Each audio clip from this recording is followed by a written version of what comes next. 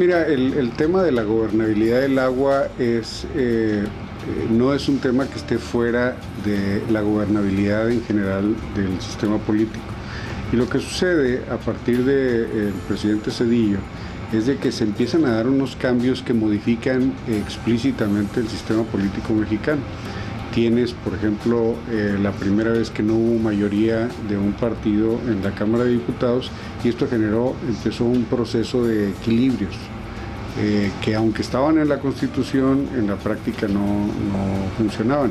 Y luego tienes después la alternancia política, y entonces se da también una modificación en el esquema presidencial. Bueno, estos cambios que se dan en el sistema, en la práctica también tienen su reflejo en todos los demás sectores de la sociedad. En el tema del agua es un proceso que se ve marcado por esta reestructuración de poder y de expresión política. En ese mismo sentido, en el 2000 sucede otro proceso, cuando se da esta reestructuración de poder del Poder Ejecutivo, donde, por ejemplo, la gran mayoría de los gobiernos estatales, al no tener un presidente fuerte que controlaba y que dominaba la expresión federalista en la práctica, entonces ahora tú lo que tienes es que hay un empoderamiento de los estados que se da de manera natural, y entonces surgen instancias como la CONAGO y surge una nueva relación entre estados y la presidencia. Entonces, toda esta reconstrucción y transición que se da en el sistema político, insisto, tiene sus reflejos como un subproducto, digámoslo así, en el subsector del agua.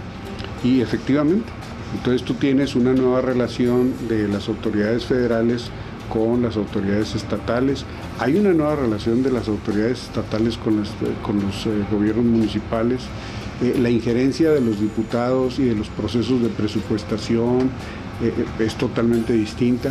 Hay una emergencia y un protagonismo de la sociedad y de organismos de la sociedad que no se tenía antes. La iniciativa privada tiene espacios, se abren espacios a la iniciativa privada que antes no existían. Entonces, lo que sucede, más que llamarlo ingobernabilidad, yo lo vería como un proceso natural de una modificación de la gobernabilidad. Entonces, hay un proceso de transición. ¿Qué es lo que sucede? Mira, en el sector del agua, tradicionalmente dominado por ingenieros, pues este tipo de reflexiones del contexto político pues no se dan. Y entonces, cuando tú pretendes que las cosas siguen igual, cuando todo el sistema y la estructura, la arquitectura institucional se está modificando, pues es evidente que los procesos de interacción, interrelación, pues no pueden ser los mismos.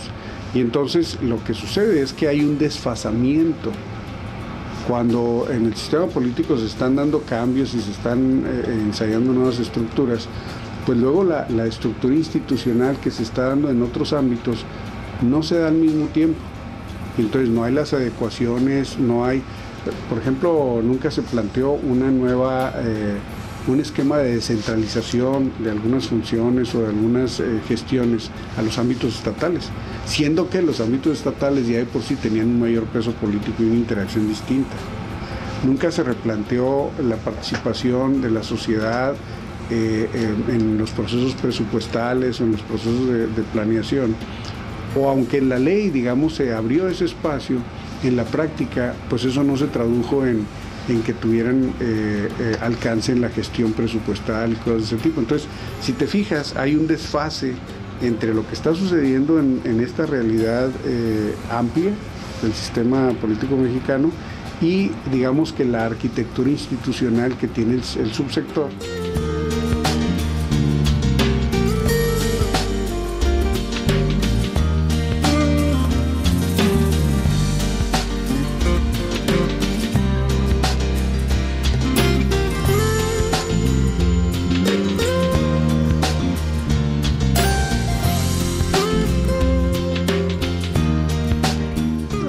Eso es así como una de esas cuestiones, unas preguntas de perogrullo, ¿no? Si vemos, por ejemplo, la circunstancia aquí en Monterrey, pues tú tienes el huracán Gilberto que destruyó la infraestructura de la ciudad y tuvo grandes impactos. Pero la lógica era trabajar en términos de prevención y sin embargo se da en un contexto donde tienes luego una crisis económica que hace que el énfasis de las inversiones no se da para la prevención, se da para tratar de reactivar la economía. Y entonces el ámbito de la prevención evidentemente queda en un segundo plano. Se hicieron algunas obras de prevención, tienes una presa rompepicos, pero en la práctica se había planteado un sistema de presas rompepicos. Y luego se había planteado, bueno, pues el mantenimiento evidentemente y la prevención en el caos y todo. Pero bueno, sale más barato hacer las vialidades que comprar y afectar, ¿no? Para hacer las vialidades. Entonces, tú te das cuenta de que la prioridad impactada por la circunstancia económica hizo que simplemente el tema de la prevención no existieran los recursos, digamos, para enfocarlos en ese sentido. Y no lo veo como una justificación, sinceramente yo creo que es un contexto en el que se planteó este enfoque que efectivamente debería de ser hacia la prevención. Ahora, si tú revisas a nivel mundial, pues objetivamente podemos decir que son muy pocos los países que han asumido este paradigma de la prevención. Ahora mismo en sequía, que todavía es mucho más difícil, son fenómenos hidrometeorológicos, pero no se ven tan fuertemente como las inundaciones y la gente no previene. Yo les pregunto en las zonas áridas del país, de donde yo soy, en Chihuahua, pues vivimos constantemente, digámoslo, de alguna manera en sequía. ¿Por qué? Pues que vivimos en una zona árida. ¿Y por qué no prevenimos? O sea, culturalmente la gente no está en esa dinámica de prevención. Si la sociedad no está en esa dinámica, pues no le exige al gobierno. Y el gobierno, ante un esquema que tiene que utilizar los recursos de la mejor manera posible, pues no los pone en la prevención, lo pone en la inversión de infraestructura y todo eso. Ahora, hay otra dimensión que creo que queda oculta cuando uno habla de prevención y de reacción en atención a desastres hidrometeorológicos, y es el asunto de la vulnerabilidad. Objetivamente, lo que ha estado sucediendo es de que cada vez nos hemos hecho más vulnerables a los fenómenos hidrometeorológicos por cuestiones no estructurales, invasiones de áreas de inundación o cultivar en zonas que son áridas y que no tienen vocación para algún tipo de producción. O sea, nosotros aumentamos la vulnerabilidad a los fenómenos y entonces el costo siempre se va incrementando. Entonces, en algunas zonas donde quizá una inundación que siempre se había dado, que no era tan costosa, pues ahora resulta que cuando tienes mucho más gente e infraestructura ahí, bueno, pues ahora se vuelve más costosa. Entonces, el tema del impacto en costo y en inversión asociada a los fenómenos hidrometeorológicos también está asociada al incremento en la vulnerabilidad. Entonces son dos dimensiones, ¿no? Por un lado está efectivamente el que no se invierte en prevención y por otro lado es de que la vulnerabilidad es mayor y por lo tanto la reconstrucción y recuperación, el costo es mayor. Esto creo yo que por un lado nos puede llevar también a efectivamente cambiar el enfoque de un manejo de crisis a un manejo de riesgo. No solo en términos de sequía, también en términos de inundaciones. Y creo que esa es la tendencia hacia donde vamos a ir. Ahora, las condiciones económicas también te dan cierta estabilidad que te permite hacer también más una proyección donde ahorita tú puedes hacer alguna inversión en términos de prevención que tú sabes que que va a ser más rentable, ¿no? que tratar de reaccionar. Creo que estamos en un momento donde eso se puede dar y aún así yo te diría que este es un tema muy curioso porque no es un tema que se discuta fuera de los ambientes académicos y de algunos sectores gubernamentales. Y entonces no necesariamente hay el apoyo político o social que se requiere para hacer este cambio de paradigma y reenfoque de las inversiones.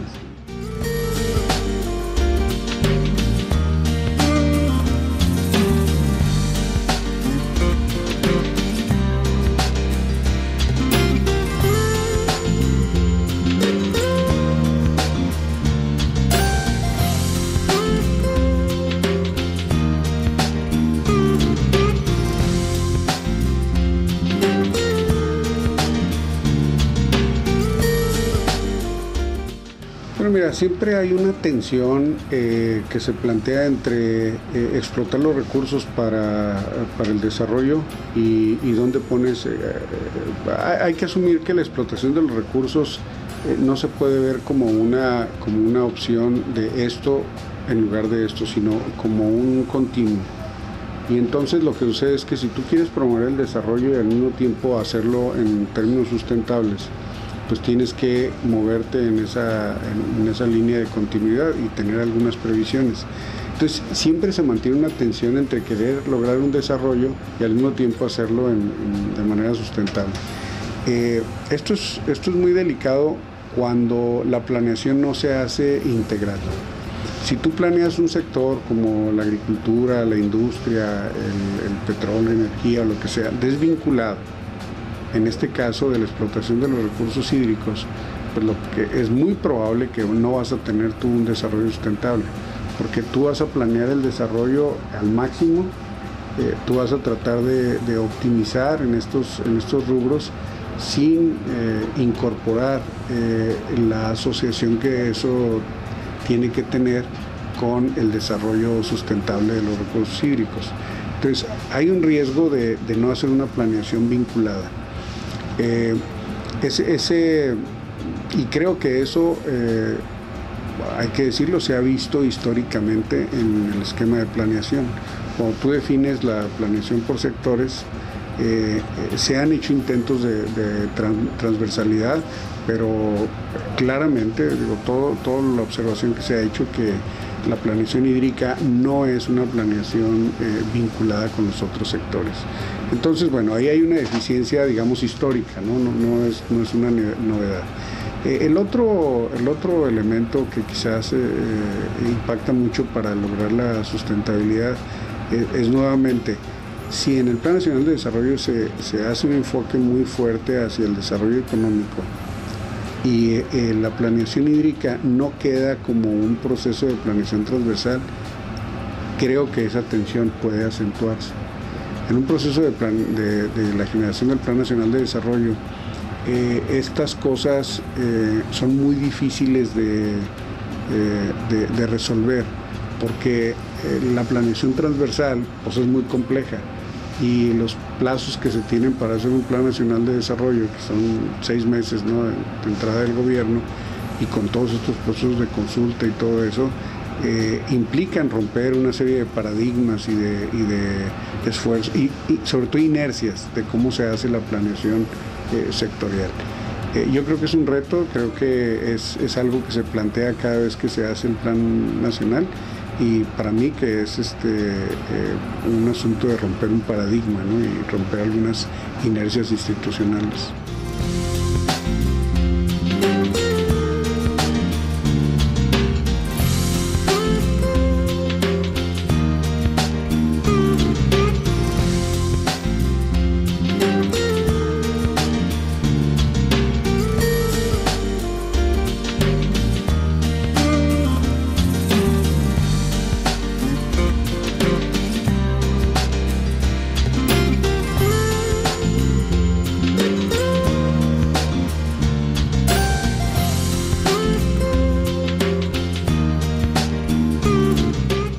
Aquí hay que entrar al tema del tabú, del disociar el agua de riego del valor del agua. Yo creo que este tema que está en la ley de derechos, o sea, el agua de riego no causa un derecho, y entonces esto digamos que la saca de un proceso de mercado, por decirlo de alguna manera, ¿no? Y entonces esto hace muy difíciles los incentivos para ahorrar el agua, porque propiamente todo lo basas en que si tú tecnificas, efectivamente puede hacer más eficiente el consumo de agua, pero finalmente, ¿cuál es el incentivo? ¿Tú por qué tendrías que hacerlo eficiente si no te cuesta el agua? Si tú logras eficiencias en el uso urbano o en el uso industrial, o si ese costo estuviera asociado con una eficiencia que tú pudieras ganar en el terreno agrícola, pues entonces tú puedes trasladar ese costo y esa inversión, revertirla en el terreno agrícola. pero ahorita no hay manera de conectar esos dos ámbitos en términos de incentivos. Entonces lo que sucede es de que al no tener tú este potencial de incentivar el ahorro de agua, los avances siempre van a ser marginales, y en realidad lo que va a suceder es de que tú puedes lograr una eficiencia de uso en territorios muy pequeños con inversiones de tecnificación, pero ese volumen de agua no va a ser ahorrado. O sea, insisto, no hay un incentivo para que eso sea. Si ese volumen ahorrado tuviera un valor de intercambio, evidentemente operaciones más productivas, usos más rentables, necesariamente buscarían ese ahorro, y entonces sí se pudiera vincular otra vez a un desarrollo. Mientras esté esto disociado en la ley de derechos, me parece que los esfuerzos siempre van a ser marginales. Es un poco como, voy a utilizar una alegoría, es como si tú tuvieras una tienda para vender productos, y como tú dijiste, ¿no?, cerca del 80% de tu producto que tienes en inventario no lo puedes vender. O sea, lo entregas, pero no lo vendes. Entonces, pues quiere decir que de todo tu inventario de recursos, tu tienda, tú la tienes que hacer rentable a partir del 20% en el que sí puedes tener algún proceso de intercambio. Entonces, es una manera muy simplista de plantear el panorama, pero sí te da una idea de la complejidad que hay en administrar el recurso, considerando que el 80% tiene un régimen especial.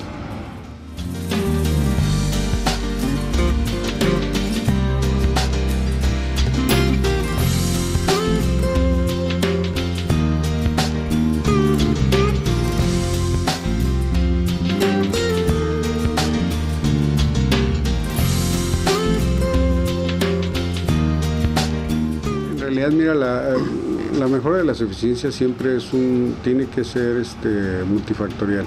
Efectivamente, las tarifas son un incentivo, pero nada más te ayudan en un cierto margen. El otro elemento, efectivamente, de la conciencia y del uso, y el cómo tú puedas incluso controlar la gestión del recurso, pues es otro elemento que te da otro volumen de eficiencia.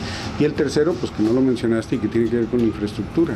O sea, lo que es operación y mantenimiento de infraestructura, siempre hay una oportunidad de eficiencia muy alta. Entonces, son tres dimensiones y siempre hay que considerarlas juntas. Cuando tú tratas de poner el énfasis solo en alguna de ellas, lo que pasa es de que tú mismo estás reduciendo tu potencial de mejor gestión y mejor administración.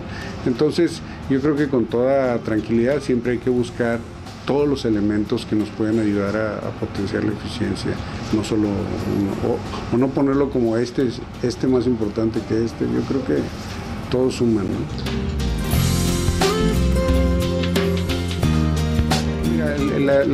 Digamos que el elemento fundamental es esto que comentaba antes respecto a la reacción de los fenómenos hidrometeorológicos, es modificar el esquema de un manejo de crisis para atender la sequía a lo que se conoce como el manejo de riesgo. Entonces tú calculas cuál es la vulnerabilidad, la exposición. Ya sabemos, la sequía siempre la vamos a tener. Entonces defines la vulnerabilidad y entonces eso te permite medir cuál es el riesgo que quieres soportar y cuánto le quieres invertir. Entonces este programa primero cambia ese paradigma, y el segundo elemento es que para que tú puedas realmente gestionar la sequía, pues lo tienes que hacer en el ámbito muy local, donde la gente puede tomar las medidas para prevenir, y ellos son los únicos que pueden decir, ¿sabes qué? Yo estoy dispuesto a tomar este riesgo y entonces voy a tomar estas medidas para que no me afecte la sequía. Y entonces es un enfoque con mucha participación del usuario y que se da en una programación a nivel local. Esto descentraliza totalmente la gestión y me parece que esos dos elementos son las ideas principales alrededor del nuevo programa, que básicamente es un cambio de política pública, ¿no?